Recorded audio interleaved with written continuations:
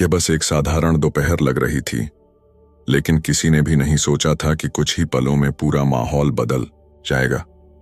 एक बच्चा जिसकी उपस्थिति को अक्सर नजरअंदाज कर दिया जाता है, अचानक सबकी नजरों का केंद्र बनने वाला था।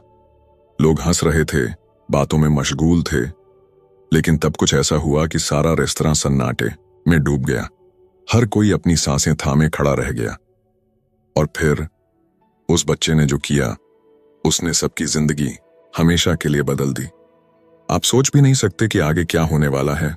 जयपुर की उमस भरी दोपहर में भव्य सांझ महल रेस्तरां के सामने का फुटपाथ 11 वर्षीय समीरण के लिए एक अनौपचारिक मंच बना हुआ था।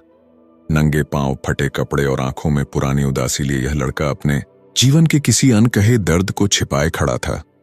उसके चेहरे पर धूल की परतें थीं, लेकिन उनके नीचे छिपी मासूमियत किसी भी दिल को छू सकती थी।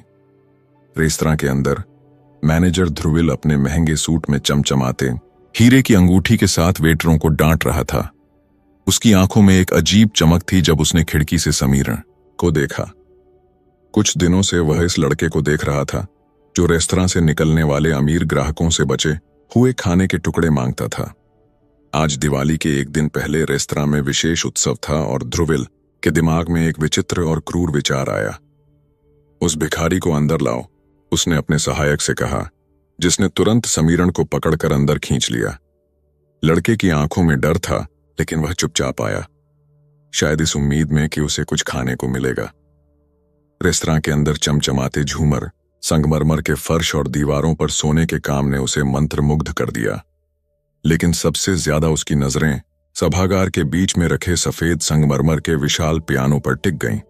देखो, आज हमारे महान ग्राहकों के लिए एक विशेष मनोरंजन, ध्रुविल ने व्यंग्यात्मक स्वर में घोषणा की, जबकि समीरण को पियानो की ओर धकेला गया। हमारा यह प्रतिभाशाली मेहमान आपको संगीत सुनाएगा। उसके शब्दों में छिपी क्रूरता को समझते हुए कुछ ग्राहकों ने असहज महसूस किया, लेकिन अधिकतर ने हंसना शुरू कर दिया। समीरण धीरे धीरे पियानो के सामने बैठ गया। उसके हाथ कांप रहे थे। उसके फटे हुए कपड़े और गंदे चेहरे के कारण लोगों ने उसे देखकर ठाके लगाना शुरू कर दिया, यह सोचकर कि वह एक भी नोट नहीं बजा पाएगा। एक अमीर व्यापारी ने अपने दोस्त के कान में कहा, देखो, ये गंदा लड़का हमारा मनोरंजन करेगा। और फिर से हंसी का फव्वारा फूट पड़ा। उस भीड़ में मुंबई से हाल ही में आई एक डॉक्टर कल्पिता बैठी थी।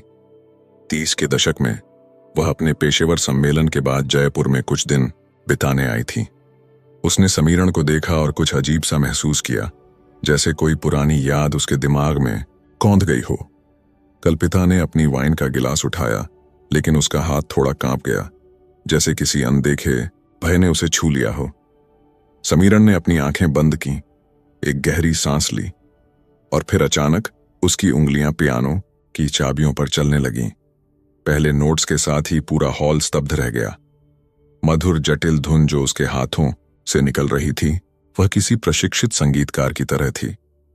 रबींद्र संगीत की एक प्रसिद्ध धुन, जिसे बजाने के लिए वर्षों का अभ्यास चाहिए, समीरण की उंगलियों से ऐसे बह रही थी जैसे वह जन्म से ही इसे जानता हो। ग्राहकों के चेहरों पर मजाक उड़ाने वाली हंसी गायब हो गई और उसकी जगह आश्चर्य और विस्मय ने ले ली। ध्रुविल का चेहरा लाल हो गया, उसका मजाक उल्टा पड़ गया था। कल्पिता, जिसने पहले अपना गिलास हाथ में थामा था, अब उसे मेज पर रख चुकी थी और आगे झुककर देख रही थी। जैसे जैसे समीरण की उंगलियां तेजी से चलती गईं, उसकी बाईं कलाई पर एक छोटा सा निशान, एक पुरानी चोट का निशान दिखाई दिया। कल्पिता की सांस अटक गई। उसने अपनी बाईं कलाई को अनजाने में छुआ, जहां उसके अपने शरीर पर भी एक बिल्कुल वैसा ही निशान था। उसकी आंखों के सामने पुरानी तस्वीरें तैरने लगीं, आग, चीखें और एक छोटा बच्चा जिसे वह अपनी बाहों में लिए भागती है। जैसे ही संगीत समाप्त हुआ, हॉल में तालियों की गड़गड़ाहट गूंज उठी। लोग खड़े होकर समीरण की सराहना करने लगे, जिसने अभी अभी उनके सारे पूर्वाग्रहों को तोड़ दिया था। लेकिन ध्रुविल, अपमानित और क्रोधित, तेजी से आगे बढ़ा और समीरण को बाजू से पकड़कर खींच लिया। बस, बहुत हो गया तमाशा, उसने गुस्से से कहा और लड़के को बाहर की ओर धकेलने लगा। कल्पिता अपनी कुर्सी से उठी, उसका गिलास गिर गया और लाल वाइन टेबल पर फैल गई। उसके होंठ कांप रहे थे जब उसने लगभग बिना आवाज के कहा, यह लड़का, उसके पास वही निशान है। लेकिन इससे पहले कि वह आगे बढ़ पाती, ध्रुविल समीरण को धक्का देकर वापस सड़क पर भेज चुका था, जैसे वह कोई इस्तेमाल किया गया खिलौना हो। कल्पिता अपनी जगह पर स्थिर खड़ी रही। उसका दिल तेजी से धड़क रहा था और उसके दिमाग में सवाल उमड़ रहे थे। वह लड़का कौन था और उसके पास वह निशान क्यों था जो उसके अपने शरीर पर भी था? क्या यह संभव था कि नहीं, इतने सालों बाद? लेकिन अगर यह सच हो तो? होटल के कमरे में लौटकर कल्पिता ने अपने बालों को खोला और बिस्तर पर बैठ गई। जयपुर की रात के आकाश से आती हल्की रोशनी खिड़की से छनकर कमरे में फैल रही थी, लेकिन उसके दिमाग में अंधेरा छाया हुआ था। समीरण के पियानो बजाने की याद और उसकी कलाई पर वह निशान, दोनों ने मिलकर उसकी नींद छीन ली थी। घड़ी की सुइयां आधी रात को पार कर चुकी थीं, लेकिन कल्पिता के लिए समय जैसे थम सा गया था। अपने सूटकेस के पास जाकर उसने एक छोटा सा ताला खोला, जिसमें वह हमेशा अपनी पुरानी यादों का बक्सा रखती थी। उसके हाथ थोड़े कांप रहे थे। जैसे ही उसने बक्से को खोला, एक पुराना अखबार का टुकड़ा नीचे गिर गया। उसने उसे उठाया और फिर अचानक रुक गई। उसकी आंखें उस अखबार के शीर्षक पर टिक गईं। जयपुर के अनाथालय में आग, कई बच्चे लापता। उसका दिल तेजी से धड़कने लगा। क्या यह कोई संकेत था कि वह वापस इस शहर में आ गई थी? बक्से से उसने एक पुरानी घिसी हुई तस्वीर निकाली। तस्वीर में 2 बच्चे थे, 5 साल की कल्पिता और उसकी मां की गोद में एक छोटा बच्चा। दोनों की बाईं कलाई पर एक ही जगह निशान था, जो एक घरेलू दुर्घटना से हुआ था जब उसके पिता ने गर्म पानी गिरा दिया था। यह निशान हमेशा उनके परिवार की पहचान रहा था, एक दर्दनाक याद जिसे उनके माता पिता हमेशा याद रखते थे। तस्वीर देखते हुए कल्पिता की आंखों में आंसू आ गए। वह अपने छोटे भाई को आखिरी बार तब देखी थी जब वह मात्र 2 साल का था। उनके माता पिता एक छोटी सी यात्रा पर जा रहे थे और उन्हें अस्थायी रूप से एक अनाथालय में छोड़ गए थे। उस रात अनाथालय में आग लग गई और जब कल्पिता को बचाया गया, तब तक उसका भाई गायब हो चुका था। अधिकारियों ने उसे मृत घोषित कर दिया था, लेकिन कोई शव कभी नहीं मिला। कल्पिता ने अपने बक्से से और भी पुराने कागजात निकाले, खबरों की कतरने, अनाथालय के रिकॉर्ड्स की फोटोकॉपी और एक पुरानी डायरी जिसमें उसने अपने भाई की यादें संजो कर रखी थीं। वह फिर से उस आग के बारे में पढ़ने लगी, जैसे उसमें कोई ऐसा सुराग मिल जाएगा जो उसे पहले कभी नहीं मिला था। उसकी आंखें हर शब्द, हर नाम पर से गुजरतीं, जब अचानक उसका ध्यान एक सूची पर गया। वे बच्चे जिन्हें मृत माना गया था लेकिन जिनके शरीर कभी नहीं मिले। और वहां सूची के बीच में एक नाम था जिसे उसने पहले कभी गौर से नहीं देखा था। समीरण, आग में लापता हुए बच्चों में से एक, जिसकी पहचान कभी नहीं की गई थी। कल्पिता की सांस रुक गई। क्या यह संभव था? क्या वह पियानो बजाने वाला लड़का वही समीरण था, उसका खोया हुआ भाई? निशान की समानता, अनाथालय के रिकॉर्ड में वह नाम और अब वह लड़का, यह सिर्फ एक संयोग नहीं हो सकता था। कल्पिता ने अपने माथे को अपने हाथों से पकड़ लिया। उसके दिमाग में बिजली की तरह विचार कौंध रहे थे। दिवाली की इस रात में क्या उसे अपने परिवार का एक हिस्सा वापस मिल सकता था? तड़के सुबह अपने आंसुओं को पोंछते हुए कल्पिता ने फैसला किया कि वह उस लड़के को ढूंढेगी। वह जानती थी कि उसके पास ज्यादा समय नहीं था। अगले दिन उसकी मुंबई वापसी की फ्लाइट थी। उसने अपने बालों को जल्दी से बांधा, सबसे पहले अच्छे कपड़े पहने और सांझ महल रेस्तरां की ओर निकल पड़ी। जब वह वहां पहुंची, रेस्तरां अभी खुला नहीं था। एक सफाई कर्मचारी बाहर फर्श की सफाई कर रहा था। कल्पिता ने उससे पूछा, क्या आप जानते हैं कि वह लड़का कहाँ रहता है, वह जो कल यहां पियानो बजा रहा था? सफाई कर्मचारी ने कंधे उचका दिए। मैडम, यहां बहुत सारे भिखारी आते हैं, कौन कहां जाता है कौन जानता है। कल्पिता ने इंतजार किया जब तक रेस्तरां नहीं खुला। अंदर जाकर उसने मैनेजर ध्रुविल से मिलने की मांग की। जब वह आया, उसके चेहरे पर एक अजीब सी मुस्कान थी, जैसे वह पहले से ही जानता हो कि वह क्यों आई है। वह लड़का कहाँ है, समीरण? कल्पिता ने सीधे पूछा। ध्रुविल ने कटाक्ष से जवाब दिया, मैडम, आप ऐसे किसी लड़के के बारे में क्यों पूछ रही हैं? वह तो बस एक भिखारी था जिसने हमें कल थोड़ा मनोरंजन दिया। मुझे पता है कि आप जानते हैं वह कहाँ रहता है।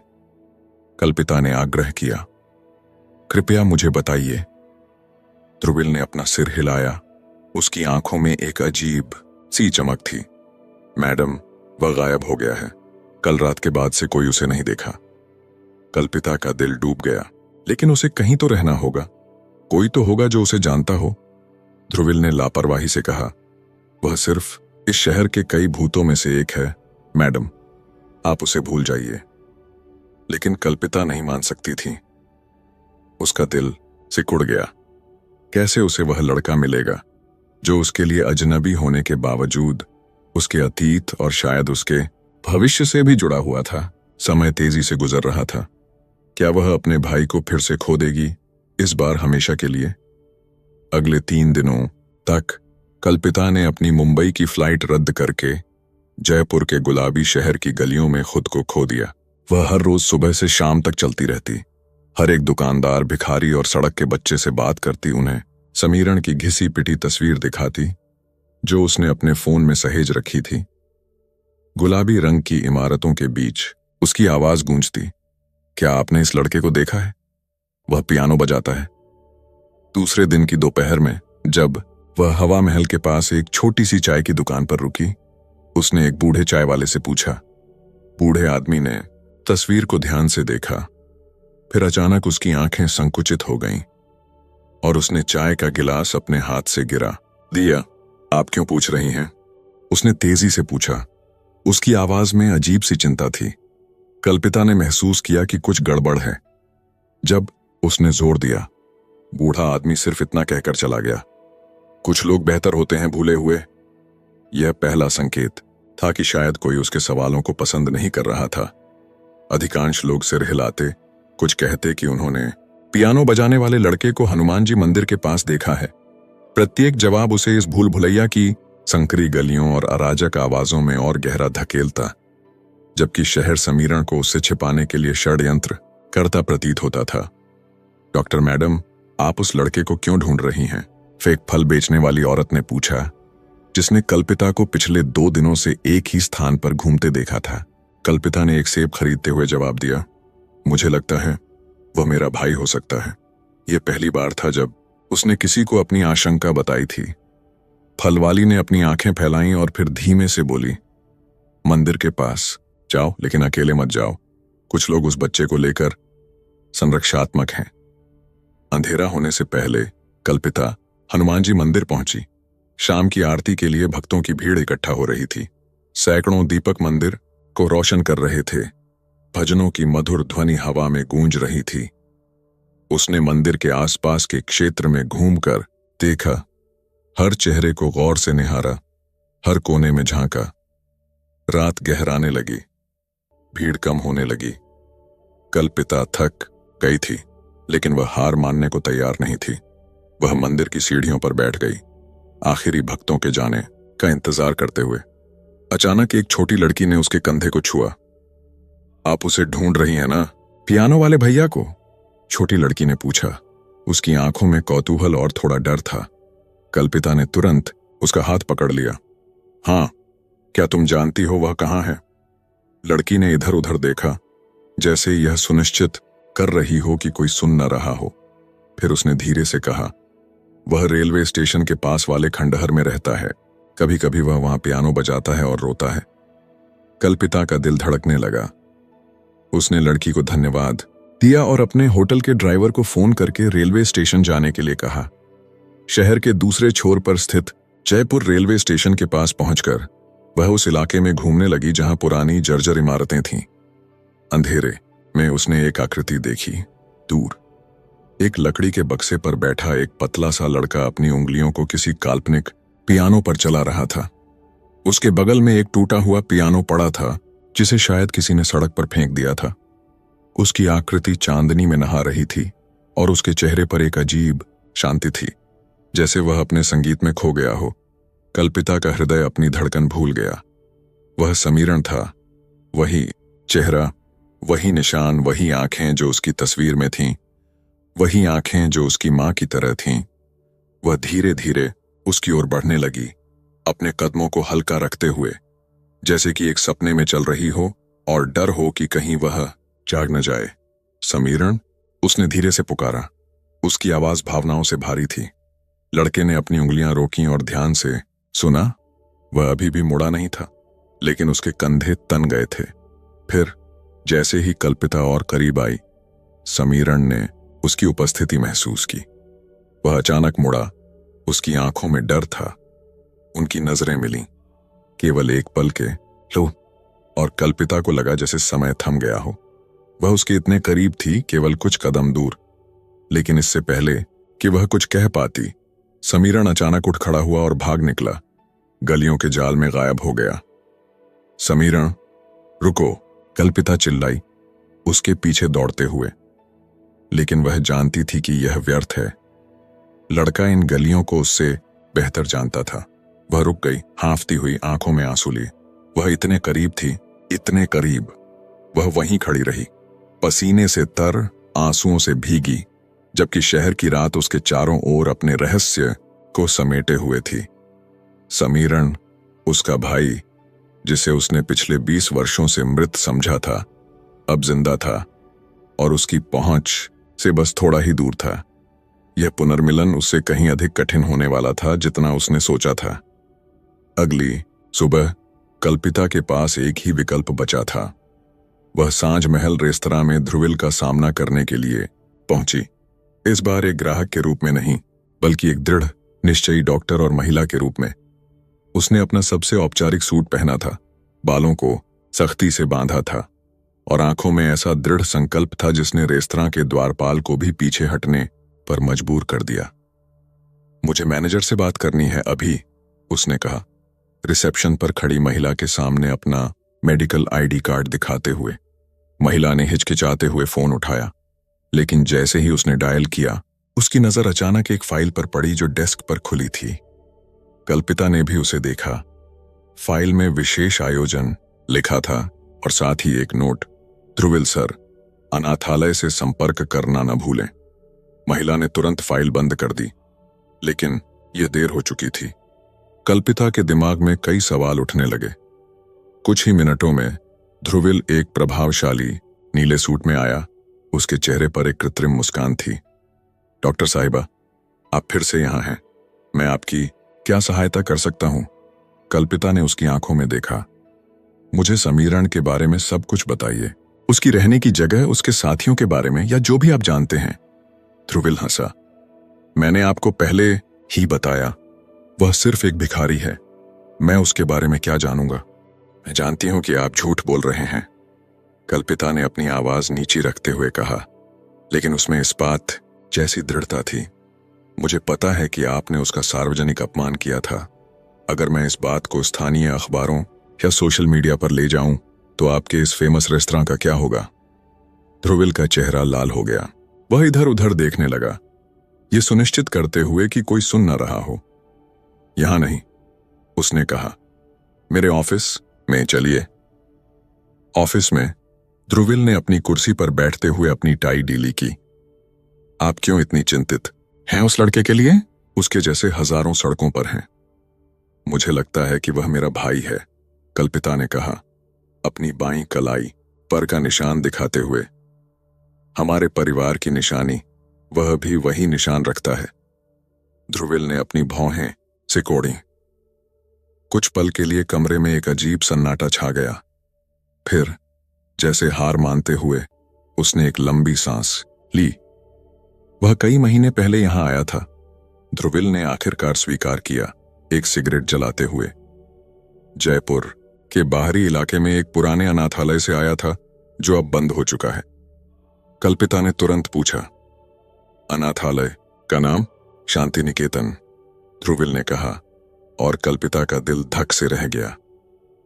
शांति निकेतन, वही अनाथालय जहां उसे और उसके भाई को उनके माता पिता ने वर्षों पहले अस्थायी रूप से छोड़ा था। वही जगह जहां आग लगी थी, जहां से उसका भाई गायब हो गया था। यह सिर्फ संयोग नहीं हो सकता था। उसकी सांस तेज हो गई। मुझे वहां जाना है, उसने कहा, अपने हाथों को मजबूती से मेज पर रखते हुए। ध्रुविल ने असहज होकर एक मुड़ा हुआ कागज निकाला और उसे उस पर एक पता लिखकर दे दिया। लेकिन मैं आपको चेतावनी देता हूं, वहां कुछ नहीं बचा है। कल्पिता तुरंत बाहर निकल गई और एक ऑटो रिक्शा में बैठकर उस पते पर पहुंच गई। शहर छूटता गया और रास्ते खाली होते गए। आधे घंटे बाद ऑटो एक पुरानी जर्जर इमारत के सामने रुका। शांति निकेतन अनाथालय की दीवारों पर बेल की लताएं छड़ी हुई थीं। खिड़कियों के शीशे टूटे हुए थे और छत का एक हिस्सा जल चुका था। पुराने आग के निशान अब भी स्पष्ट थे। कल्पिता ने अंदर प्रवेश किया, अपने कदमों को सावधानी से रखते हुए। इमारत के भीतर छिले हुए पेंट वाली दीवारें, फर्श पर बिखरे पुराने फर्नीचर के टुकड़े और कुछ छिलमिलाती बिजली थी। एक दुर्गंध हवा में फैली थी, पुरानी किताबों, नमी और कुछ भूला दे गए सपनों की दुर्गंध। यहां कोई है? उसने पुकारा, लेकिन उसकी आवाज खाली हॉल में गूंज कर वापस आ गई। धीरे धीरे वह अनाथालय के विभिन्न कमरों में घूमने लगी। बच्चों के कमरे में खाली बिस्तर अभी भी पंक्तिबद्ध थे। मेस हॉल में टूटी हुई प्लेटें और गिलास फर्श पर बिखरे थे, जैसे सब कुछ अचानक छोड़ दिया गया हो। हर कदम पर कल्पिता महसूस कर सकती थी कि यहां कभी बच्चे रहते थे। शायद उनकी हंसी, उनके आंसू, उनके सपने अभी भी इन दीवारों में कैद थे। एक कमरे में पहुंचकर, जो शायद कभी ऑफिस रहा होगा, उसने कई फाइल कैबिनेट देखे। वह एक एक करके उन्हें खोलने लगी, उम्मीद करते हुए कि कोई रिकॉर्ड, कोई सबूत मिल जाए जो उसके भाई के बारे में बताए। अचानक उसका पैर किसी चीज से टकराया। एक अर्ध खुला अलमारी फर्श पर पड़ा था, जिसमें से कई पुरानी फाइलें निकल गई थीं। उसने उन्हें उठाया और देखा, बच्चों के रिकॉर्ड, स्वास्थ्य रिपोर्ट और अदत्त बिलों के ढेर। और फिर उसकी नजर एक फाइल पर पड़ी जिस पर लिखा था, दुर्घटना के बाद स्थानांतरित बच्चे 2005। उसने फाइल खोली और पन्ने पलटने लगी। उसमें एक सूची थी जिसमें कई बच्चों के नाम थे जिन्हें राज्य के बाहर भेजा गया था, और तब उसे समीरण का नाम मिला। लेकिन उसके नाम के आगे एक एक्स का निशान था, साथ में एक टिप्पणी, आग में लापता। इसका मतलब था कि समीरण को कभी भी आधिकारिक तौर पर बचाया नहीं गया था, न ही उसे किसी परिवार को सौंपा गया था। वह अपने आप अकेले जीवित रहा था। कल्पिता की आंखों में आंसू आ गए। दोष और दुह की एक लहर उसे घेर गई। उसका भाई इतने वर्षों तक अकेला था, जबकि वह अपनी जिंदगी जी रही थी। जैसे ही वह इन विचारों में खोई थी, उसने फाइल में एक और कागज देखा। यह एक फोटो थी, हाल ही में खींची कई समीरण की एक तस्वीर, जिसमें वह एक सड़क के किनारे बैठा हुआ दिखाई दे रहा था। फोटो के नीचे एक हस्ताक्षर था जिसने उसके खून को जमा दिया, ध्रुविल। वह उस अनाथालय के प्रशासकों में से एक था। फाइल को अपने बैग में डालकर कल्पिता तुरंत अनाथालय से बाहर निकली। उसके दिमाग में विचारों का तूफान उमड़ रहा था। ध्रुविल का नाम उस अनाथालय के प्रशासकों में होने का क्या मतलब था? क्या वह समीरण के गायब होने से जुड़ा था? और क्यों उसने यह सच्चाई छिपाई थी? ऑटो में बैठते ही उसने फाइल को फिर से खोला। प्रकाश कम था और ऑटो की हलचल में पढ़ना मुश्किल था। जैसे ही उसने पेज पलटे, एक पुराना अखबार का कटिंग निकला। उसमें अनाथालय के संचालकों पर बच्चों के साथ दुर्व्यवहार और तस्करी के आरोप लगे थे। अखबार के किनारे पर किसी ने लाल पेन से लिखा था, सबूत मिटाने हैं। कल्पिता के हाथ कांप गए। क्या यह आग उन सबूतों को मिटाने के लिए लगाई गई थी? क्या उसका भाई इसी की चपेट में आ गया था? रेस्तरां पहुंचकर कल्पिता सीधे ध्रुविल के ऑफिस में पहुंची। सुरक्षा गार्ड ने उसे रोकने की कोशिश की, लेकिन उसने फाइल दिखाकर कहा, मुझे ध्रुविल से मिलना है, वरना ये फाइल सीधे पुलिस के पास जाएगी। गार्ड ने असमंजस में उसे जाने दिया। ध्रुविल अपनी कुर्सी पर बैठा था, मोबाइल पर किसी से बात करते हुए। कल्पिता को देखते ही उसका चेहरा पीला पड़ गया। उसने फोन रखा और बनावटी मुस्कान के साथ कहा, आप वापस आ गईं। क्या आपको कुछ मिला वहां? कल्पिता ने फाइल मेज पर पटकते हुए कहा, हाँ, मुझे बहुत कुछ मिला। आप उस अनाथालय के प्रशासक थे और आपका नाम कई बच्चों के गायब होने से जुड़ा है, जिनमें मेरा भाई भी शामिल है। ध्रुविल की आंखें संकुचित हो गईं। यह बकवास है, उसने कहा। अब डरा हुआ दिखते हुए। मैं सिर्फ एक प्रायोजक था, एक दानदाता। मैंने कभी वहां काम नहीं किया। झूठ, कल्पिता ने कहा, फाइल से समीरण की तस्वीर निकालकर। आपने इस तस्वीर पर हस्ताक्षर किए हैं जो हाल ही में ली गई है। आप जानते थे कि समीरण कौन है जब वह यहां आया था। आपने उसका अपमान किया क्योंकि आप डरते थे कि वह आपको पहचान लेगा। ध्रुविल का चेहरा अब तक पूरी तरह बदल चुका था। वह आत्मविश्वासी, शक्तिशाली व्यक्ति नहीं लग रहा था। उसने अपनी कुर्सी से उठकर दरवाजा बंद किया और खिड़कियों के पर्दे खींच दिए।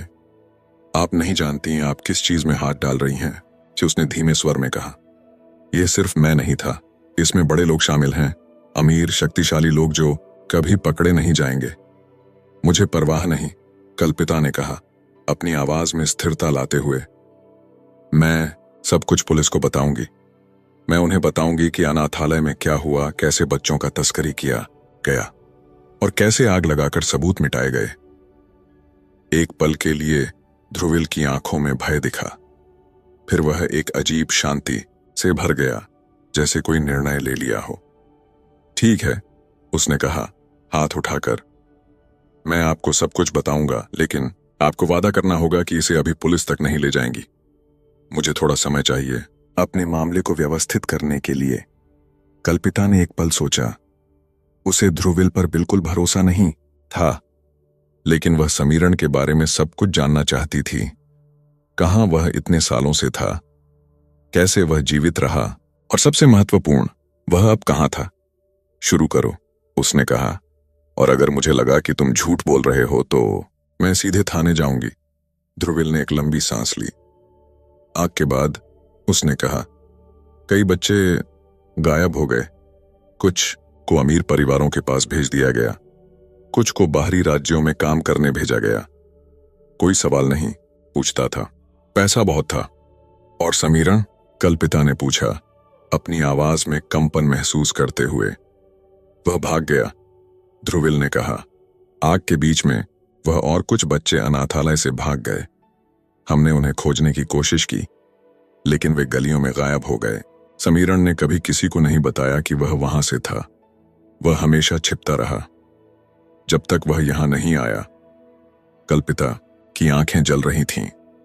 उसका दिल अपने भाई के लिए टूट रहा था, जो अपने जीवन के अधिकांश हिस्से में छिपता और भागता रहा था। मुझे बताओ कि वह अब कहां है, उसने मांग की, मेज पर हाथ मारते हुए। ध्रुविल ने कंधे उचकाए। मैं सच में नहीं जानता। जब आपने उसके बारे में पूछना शुरू किया तो मैंने अपने लोगों को उसे ढूंढने के लिए भेजा, लेकिन वह गायब हो गया है। आप जानती हैं, वह सड़क के बच्चे कैसे होते हैं। वे किसी भी खतरे की भनक लगते ही गायब हो जाते हैं। कल्पिता अपनी सीट से उठी, उसकी आंखों में निश्चय था। मैं पुलिस को बुला रही हूं, उसने कहा, अपना फोन निकालते हुए। ठहरिए, ध्रुविल ने कहा, हाथ उठाकर। मैं आपकी मदद करूंगा। मुझे पता है कि वह कहां छिप सकता है। उसने अपने डेस्क ड्रॉअर से एक नोटबुक निकाली और एक पेज खोला। यहां इन जगहों पर देखिए, ये वे स्थान हैं जहां सड़क के बच्चे अक्सर छिपते हैं। मेरे पास कनेक्शन है, मैं आपकी मदद कर सकता हूं, अगर आप मुझे थोड़ा समय दें। कल्पिता ने सूची को ध्यान से देखा। इसमें कई ऐसे स्थान थे जहां वह पहले ही जा चुकी थी, लेकिन कुछ नए भी थे। होटल वापस लौटते समय कल्पिता सोच में डूबी हुई थी। उसने ध्रुविल पर भरोसा नहीं किया, लेकिन उसके पास कोई और विकल्प नहीं था। वह जानती थी कि अगर वह पुलिस के पास जाती तो उनकी जांच में दिन लग सकते थे और तब तक समीरण पूरी तरह से गायब हो सकता था। अपने कमरे में पहुंचकर उसने नई सूची में दिए गए स्थानों की जांच करने की योजना बनाई। उसने फाइल को अपने बिस्तर पर फैलाया और हर पेज का गहराई से अध्ययन करने लगी। कोई भी सुराग खोजने की कोशिश कर रही थी जो उसे अपने भाई तक ले जाए। रात गहरी हो गई और कल्पिता अभी भी जाग रही थी, दस्तावेजों और तस्वीरों के बीच में। अचानक उसका फोन बजा। एक अनजाना नंबर। उसने उत्तर दिया, लेकिन दूसरी तरफ से कोई आवाज नहीं आई, सिर्फ एक भारी सांस लेने की आवाज। कौन है? उसने पूछा, दिल की धड़कन तेज होते हुए। कोई जवाब नहीं, सिर्फ और भी गहरी सांस, फिर कॉल कट गया। 1 मिनट बाद उसके फोन पर एक संदेश आया, एक अनाम नंबर से। खोजना बंद करो, वरना वह हमेशा के लिए गायब हो जाएगा। कल्पिता अपनी जगह पर जम गई, संदेश को घूरते हुए, जबकि उसका दिल अनियंत्रित रूप से धड़क रहा था। कौन उस पर नजर रख रहा था? धमकी भरे संदेश के बावजूद कल्पिता ने अपनी खोज जारी रखने का फैसला किया। अगली सुबह सूरज निकलने से पहले ही वह होटल से निकल गई। उसके बैग में फाइल और वह पुरानी तस्वीर थी जिसमें वह और उसका छोटा भाई एक साथ थे। सड़क के बच्चों द्वारा दी गई आखिरी जानकारी उसे हनुमान जी मंदिर की ओर ले गई थी, जहां कई बेघर बच्चे अक्सर शरण लेते थे। जयपुर में हनुमान जी का मंदिर प्राचीन था, लाल पत्थरों से बना, शहर के पुराने हिस्से में स्थित। कल्पिता पहुंची तो बस मंदिर के पुजारी ही मौजूद थे, जो सुबह की आरती की तैयारी कर रहे थे। एक पुजारी ने उसकी ओर देखा और पूछा, बेटी, इतनी सुबह सुबह क्या आप दर्शन के लिए आई हैं? उसने उसकी थकी हुई आंखों और चिंतित चेहरे को देखा। या कुछ और खोज रही हैं? कल्पिता ने उस पुजारी को देखा। एक क्षण के लिए संदेह में पड़ी कि क्या उसे सच बताना चाहिए। फिर उसने समीरण की तस्वीर दिखाते हुए कहा, मैं इस लड़के को खोज रही हूं। मुझे बताया गया है कि वह कभी कभी यहां आता है। पुजारी ने ध्यान से तस्वीर देखी, फिर इधर उधर नजर डाली, जैसे यह सुनिश्चित कर रहा हो कि कोई सुन न रहा हो। उसने धीमे से कहा, हाँ, वह यहां आता है, अक्सर सुबह सुबह जब मंदिर खाली होता है। वह हमारे हारमोनियम पर धुन बजाता है। पुजारी की आंखों में एक अजीब चमक थी, जैसे वह कुछ छिपा रहा हो। क्या आप जानते हैं वह अभी कहां हो सकता है? कल्पिता ने पूछा, आशा से भरी हुई। पुजारी ने अपना सिर हिलाया। वह अनिश्चित है, कभी कभी वह कई दिनों तक नहीं आता। लेकिन उसने रुककर फिर इधर उधर देखा। आप चाहें तो इंतजार कर सकती हैं। एक साइड रूम है जहां वह अक्सर बैठता है, वहां शांति है। कल्पिता ने पुजारी को धन्यवाद दिया और उसके बताए गए कमरे की ओर चली गई। यह मंदिर का एक छोटा सा कमरा था, जिसमें एक पुराना हारमोनियम रखा था। कमरे में एक खिड़की थी जिससे बाहर का बगीचा दिखाई देता था, जहां सुबह की पहली किरणें पेड़ों के पत्तों पर चमक रही थीं। वह वहां बैठकर इंतजार करने लगी। घंटे बीतते गए, भक्त आए और चले गए, लेकिन समीरण का कोई पता नहीं था। दोपहर होने को आई और कल्पिता ने सोचा कि शायद आज वह नहीं आएगा। वह उठने ही वाली थी कि अचानक दूर से एक हल्की सी आवाज आई, किसी के हारमोनियम बजाने की आवाज। उसका दिल धड़कने लगा। आवाज मंदिर के पीछे से आ रही थी। वह धीरे धीरे उस दिशा में बढ़ी, अपने कदमों को हल्का रखते हुए। एक साइड डोर से होकर वह मंदिर के पीछे के बगीचे में पहुंची और वहां एक पेड़ के नीचे हारमोनियम पर बैठा था समीरण। वह वही धुन बजा रहा था जो उसने सांझ महल रेस्तरां में बजाई थी, एक मधुर जटिल धुन जो हवा में तैर रही थी। उसके चेहरे पर एक अजीब शांति थी, जैसे संगीत उसे किसी और दुनिया में ले जा रहा हो। कल्पिता वहीं खड़ी रह गई, उसकी आंखें आंसुओं से भर गईं। अपने भाई को इतने शांत, इतने खूबसूरत तरीके से संगीत बजाते देखना, यह एक ऐसा दृश्य था जिसकी उसने कभी कल्पना नहीं की थी। धुन के बीच में समीरण अचानक रुक गया। उसने अपनी आंखें नहीं खोलीं, लेकिन कहा, आप मेरा पीछा क्यों कर रही हैं? कल्पिता अवाक रह गई। उसने कैसे जाना कि वह वहां है? वह कुछ कदम आगे बढ़ी, अपने आंसुओं को रोकते हुए। क्योंकि मुझे लगता है कि मैं तुम्हारी बहन हूं, उसने कहा। उसकी आवाज भावनाओं से भारी थी। समीरण धीरे से मुड़ा। उसकी आंखें अब खुली थीं और उनमें भ्रम था। मेरा कोई परिवार नहीं है, उसने धीमे से कहा। कल्पिता ने अपनी बाईं कलाई उठाई, निशान दिखाते हुए। देखो, मेरे पास भी वही निशान है, और मेरे पास यह तस्वीर है। उसने अपने बैग से वह पुरानी तस्वीर निकाली जिसमें वे दोनों बच्चे थे। समीरण ने तस्वीर को घूर कर देखा, फिर कल्पिता की कलाई पर का निशान देखा। उसकी आंखों में एक अजीब चमक आई, भय, आशा और भ्रम का मिश्रण। मैं नहीं समझ पा रहा हूं, उसने कहा, अपनी कलाई को छूते हुए। यह निशान मुझे हमेशा लगता था कि यह सिर्फ एक दुर्घटना थी। ये एक दुर्घटना थी, कल्पिता ने समझाया उसके करीब आते हुए। हमारे पिता ने गलती से गर्म पानी गिरा दिया था जब हम छोटे थे। तुम मेरे छोटे भाई हो समीरण। हम दोनों को एक अनाथालय में छोड़ दिया गया था। जब आग लगी, मैंने हमेशा सोचा कि तुम मर गए हो। समीरण की आंखें चौड़ी हो गईं। वह कुछ कहने ही वाला था जब अचानक मंदिर के अंदर से तेज कदमों की आवाज आई। कल्पिता ने मुड़कर देखा और दिल बैठ गया।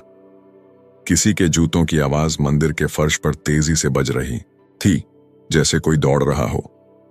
कोई आ रहा है, समीरण ने फुसफुसाते हुए कहा, अचानक भयभीत होकर। मुझे यहां से जाना होगा। कल्पिता ने तुरंत उसका हाथ पकड़ लिया। नहीं, मैं तुम्हें फिर से नहीं खोना चाहती। समीरण ने एक क्षण के लिए उसकी आंखों में देखा, फिर उसने अपना हाथ छुड़ाया। वे मेरे पीछे हैं, वे हमेशा रहे हैं। कदमों की आवाज और तेज हो गई। कल्पिता ने समीरण का हाथ पकड़ा और उसे मंदिर के पीछे वाले रास्ते की ओर खींचा, जहां एक छोटा सा वेदी था। उन्होंने वहां छिपने की कोशिश की। मंदिर के पीछे के दरवाजे से ध्रुविल बाहर निकला। उसका चेहरा गुस्से से लाल था। वह इधर उधर देख रहा था, जैसे शिकार की तलाश कर रहा हो। वह यही है, मुझे पता है कि वह यही है, वह चिल्लाया। कल्पिता ने अपनी सांस रोक ली, समीरण का हाथ मजबूती से पकड़े हुए, जबकि वह ध्रुविल के कदमों को अपनी ओर आते सुन सकती थी। ध्रुविल के कदम उनके छिपने की जगह के बिल्कुल पास आ रहे थे। कल्पिता ने समीरण की आंखों में देखा और फुसफुसाकर कहा, मुझे तुम पर भरोसा है। जो भी हो, हम साथ हैं। समीरण ने सिर हिलाया। उसकी आंखों में अजीब सा साहस था, जो शायद कभी किसी ने नहीं देखा था। कल्पिता ने एक गहरी सांस ली और अचानक छिपने की जगह से बाहर निकल गई। अब वह खुद को छिपाने के बजाय ध्रुविल का सामना करने जा रही थी। बस करो ध्रुविल, उसने दृढ़ता से कहा, मंदिर के आंगन में खड़े होकर। अपनी आवाज में उसने एक अजीब शक्ति महसूस की, जो शायद मंदिर के पवित्र वातावरण से आई थी, या शायद अपने खोए हुए भाई को पाने के एहसास से। ध्रुविल अचानक रुक गया। उसके चेहरे पर आश्चर्य और गुस्से का मिश्रण था। वहां उपस्थित कुछ भक्तों और पुजारियों ने भी इस दृश्य को देखना शुरू कर दिया। उनकी आंखें विस्मय से फैली हुई थीं।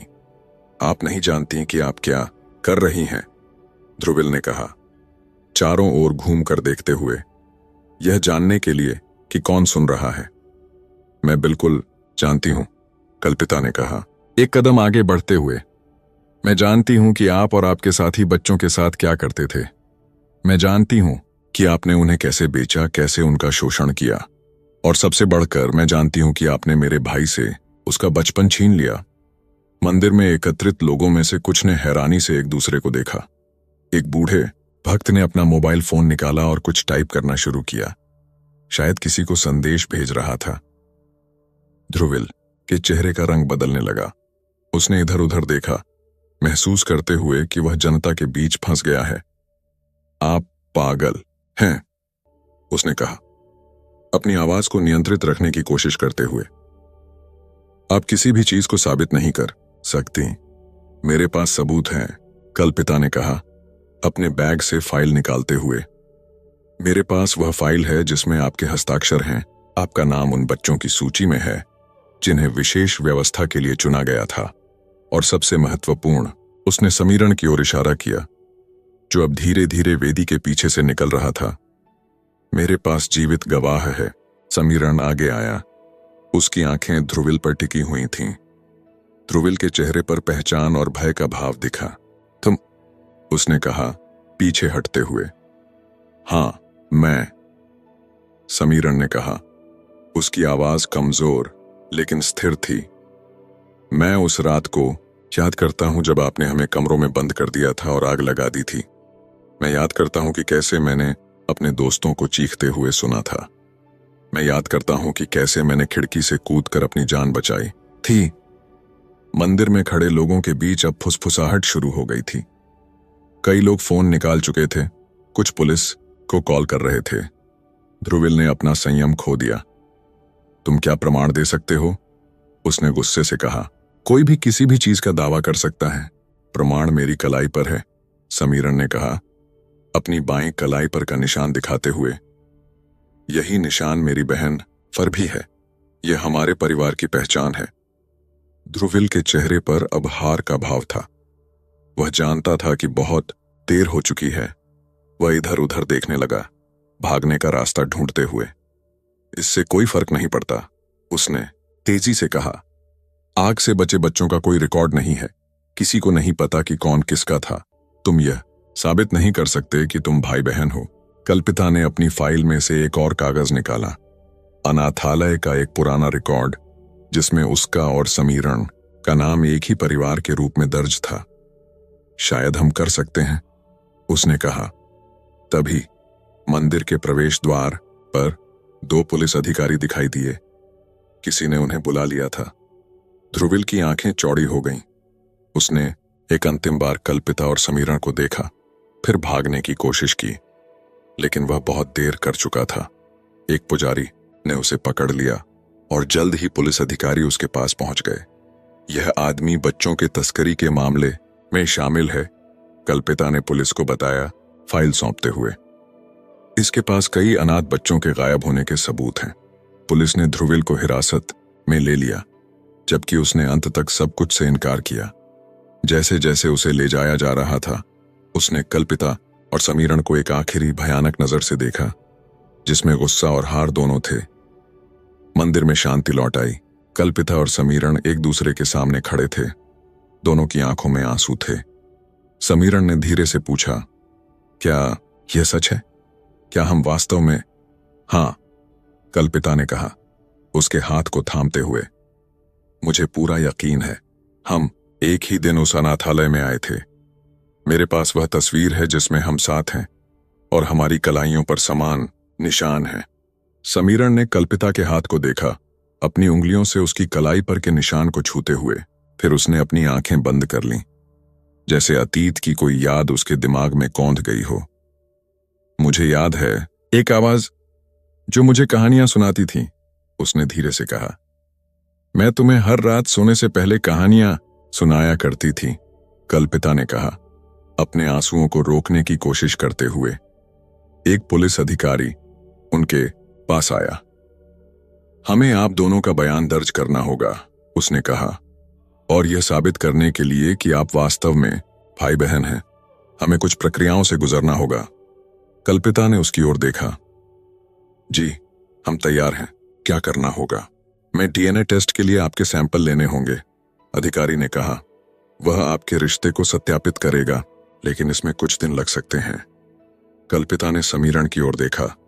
उसकी आंखों में सवाल था।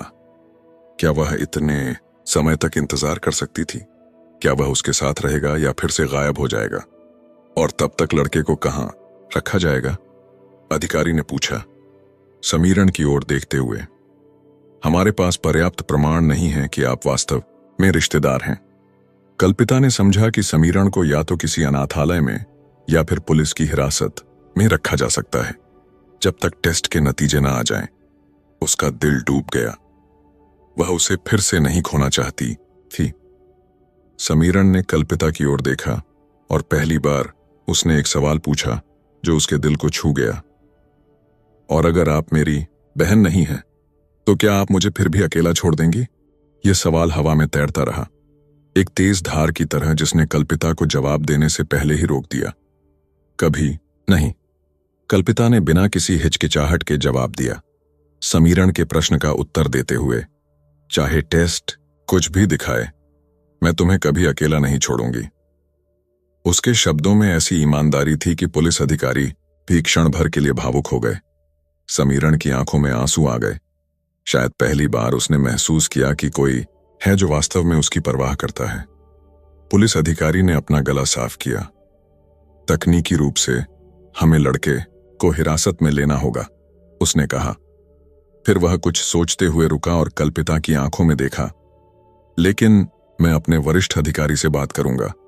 अगर आप मुंबई से एक प्रतिष्ठित डॉक्टर हैं और आप इस बच्चे की जिम्मेदारी लेने के लिए तैयार हैं, तो शायद हम एक अस्थायी व्यवस्था कर सकते हैं। 3 दिन बाद जयपुर के एक सरकारी लैब से परिणाम आए। कल्पिता और समीरण एक छोटे से कमरे में बैठे थे, जहां एक सरकारी अधिकारी ने उन्हें बुलाया था। पिछले 3 दिनों में कल्पिता को एक विशेष अनुमति दी गई थी जिससे समीरन उसके साथ होटल में रह सके। हालांकि एक पुलिस अधिकारी हमेशा दरवाजे के बाहर रहता था। इन दिनों में उन्होंने एक दूसरे को फिर से जानना शुरू किया था। समीरन ने कल्पिता को बताया कि कैसे वह आग के बाद सड़कों पर रहा, कैसे उसने संगीत सीखा जब वह एक संगीत स्कूल की खिड़की के बाहर खड़ा होकर कक्षाएं सुनता था, और कैसे उसने कभी भी अपना अतीत किसी को नहीं बताया, डर के मारे कि कोई उसे वापस अनाथालय भेज देगा। कल्पिता ने उसे अपने जीवन के बारे में बताया, कैसे उसने मेडिकल स्कूल में पढ़ाई की, कैसे वह हमेशा अपने खोए हुए भाई के बारे में सोचती रहती थी, और कैसे वह हर साल उसके जन्मदिन पर एक मोमबत्ती जलाती थी, यह आशा करते हुए कि वह कहीं न कहीं ठीक होगा। परिणाम आ गए हैं, अधिकारी ने घोषणा की। एक सीलबंद लिफाफा खोलते हुए कमरे में सन्नाटा छा गया, जैसे हर कोई सांस रोके इंतजार कर रहा हो। अधिकारी ने रिपोर्ट पढ़ी और फिर उनकी तरफ देखा। एक पल के लिए उसका चेहरा भावहीन था, फिर धीरे धीरे एक मुस्कान फैली। डीएनए परिणाम पुष्टि करते हैं कि आप दोनों सगे भाई बहन हैं, उसने कहा। कल्पिता की आंखों से आंसू छलक पड़े और वह समीरन को गले लगाने के लिए आगे बढ़ी। समीरन भी रो पड़ा, शायद उन सभी भावनाओं को बाहर निकालते हुए जिन्हें उसने वर्षों तक अंदर दबाए रखा था। वे एक दूसरे को पकड़े रहे, जैसे अगर वे छोड़ देंगे तो दुनिया उन्हें फिर से अलग कर देगी। ध्रुविल और अनाथालय के अन्य प्रशासकों की गिरफ्तारी ने जयपुर में हलचल मचा दी थी। खबरें फैल गईं और जल्द ही राजस्थान राज्य के अधिकारियों ने बच्चों की तस्करी के मामले की जांच शुरू कर दी। कई अन्य लोग भी गिरफ्तार किए गए, जिनमें कुछ प्रभावशाली व्यक्ति भी शामिल थे जो इस अवैध व्यापार का हिस्सा थे। अधिकारियों के अनुसार दशकों से चल रहे इस रैकेट में सैकड़ों बच्चों को अवैध रूप से गोद लिया गया था या विभिन्न उद्देश्यों के लिए बेचा गया था। मामले की गंभीरता को देखते हुए राज्य सरकार ने बाल संरक्षण कानूनों को मजबूत करने और अनाथालयों की निगरानी बढ़ाने का फैसला किया। लेकिन कल्पिता और समीरन के लिए इन सभी विकासों से परे सबसे महत्वपूर्ण था कि वे एक दूसरे को फिर से पा चुके थे। अब हम क्या करेंगे? समीरन ने पूछा जब वे होटल वापस आए।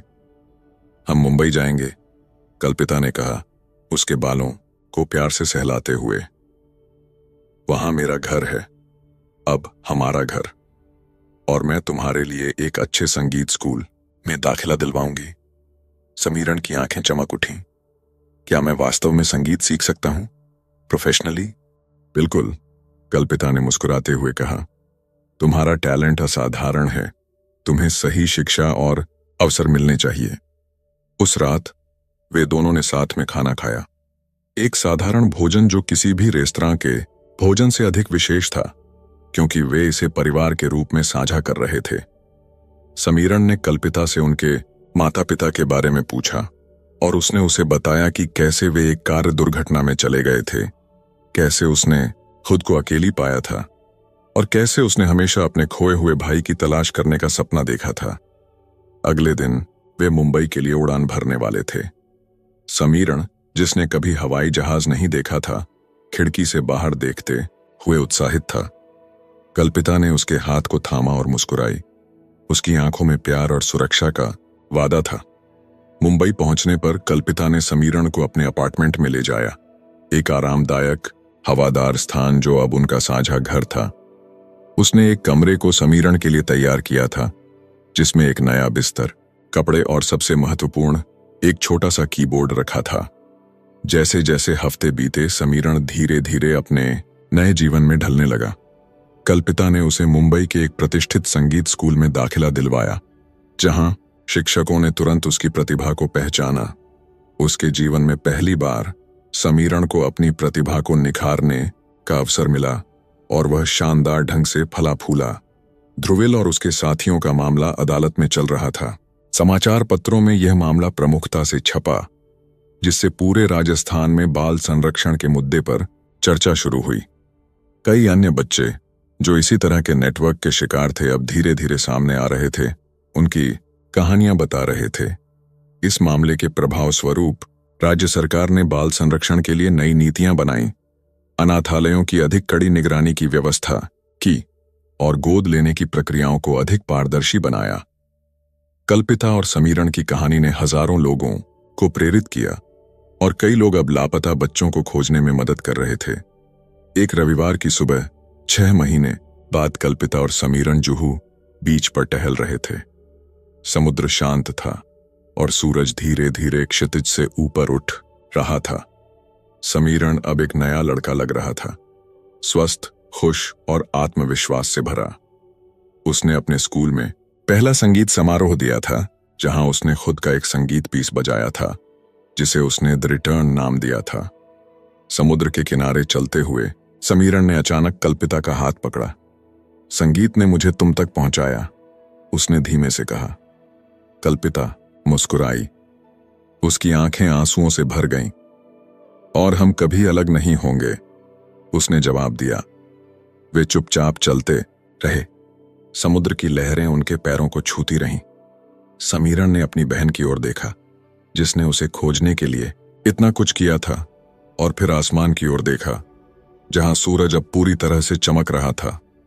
उस दिन से समीरण ने हर सुबह पियानो पर एक विशेष धुन बजाना शुरू किया, वही धुन जो उसने सांझ महल रेस्तरां में बजाई थी। यह उनके पुनर्मिलन का प्रतीक बन गया था, एक मधुर यादगार जो उन्हें याद दिलाती थी कि प्यार और संगीत के माध्यम से कोई भी दो आत्माएं, चाहे कितनी भी दूर क्यों न हो, एक दूसरे को फिर से पा सकती हैं।